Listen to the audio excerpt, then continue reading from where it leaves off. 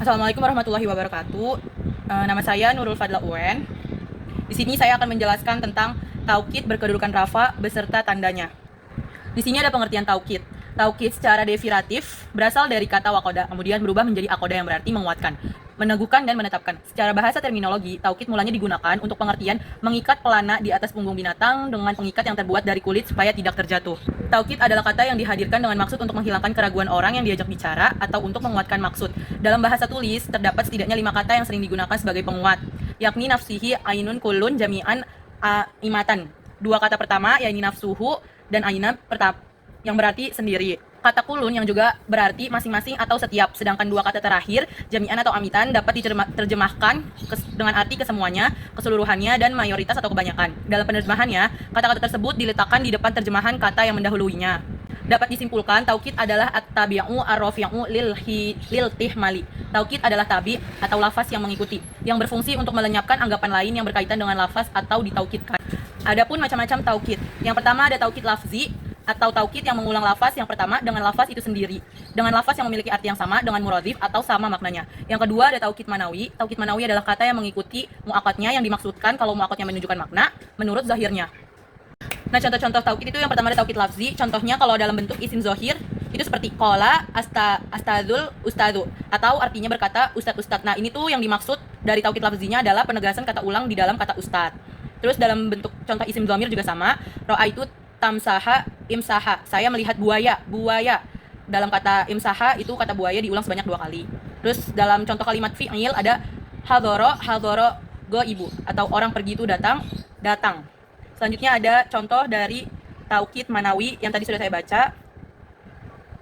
Ini nafsuhu, tipe syaknya nafsuhu artinya dirinya sendiri, ainu artinya persis dirinya, kuluhum semuanya, jami'ahum semuanya.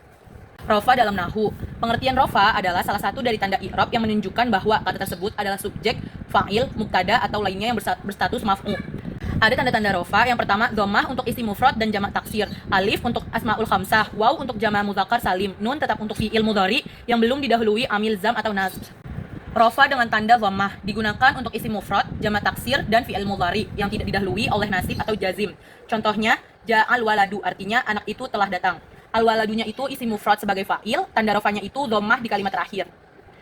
Rafa dengan tanda alif digunakan untuk musanna atau isim kedua. Contohnya ja'at at-taliban, artinya 2 siswa itu telah datang. Nah, musannanya itu at-talaban sebagai fa'il, tanda rofanya itu alif.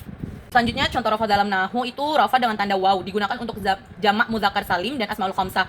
Contohnya hadaral al-muallimu, artinya para guru telah hadir.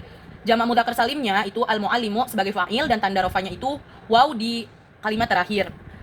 Selanjutnya ada rafa dengan tanda subut an-nun digunakan untuk fi'il mudhari yang bersambung dengan dhamir jamak seperti yaf'alun, taf'alun, at-talabu, yaktubuna, ad-dorsah, artinya para siswa sedang menulis pelajaran. Fi'il mudharinya atau marfu'nya itu yaktabun, tanda-tanda rafanya subut an-nun karena dhamir rafa itu mutaharrik. Selanjutnya ada taukid berkedudukan rofa. Taukid berkedudukan rofa dalam kalimat taukid mengikuti i'rab kata yang ditegaskan. Jika kata yang ditegaskan berkedudukan rofa, maka taukidnya juga berkedudukan rofa. Contoh taukid berkedudukan rofa itu yang pertama ada najaha al-muallimu kulluh, artinya telah berhasil guru itu seluruhnya. Nah, rafanya itu contoh berkedudukan taukidnya itu di muallimu kulluhu karena akhirannya berbentuk dhammah. Ini berarti contoh tanda taukid berbentuk dhammah. Terus ada waqafa at-talamidu anfusuhum fi as-safi, artinya murid-murid itu sendiri berdiri di barisan. Nah, ini juga contoh contoh taukid berkedudukan rofa. Taukid berkedudukan rofanya dari anfusuhum fi as-safi. Nah, kesimpulan dari taukid berkedudukan rofa beserta tandanya itu, taukid berfungsi untuk menegaskan kata. Jika kata yang ditegaskan marfu', maka taukid juga marfu'. Terus tanda-tanda rofa pada taukid bisa berupa dhammah, waw, alif, atau nun tetap, tergantung bentuk katanya. Sekian dari saya Nurul Fadla UN, kurang lebihnya mohon maaf. Wassalamualaikum warahmatullahi wabarakatuh.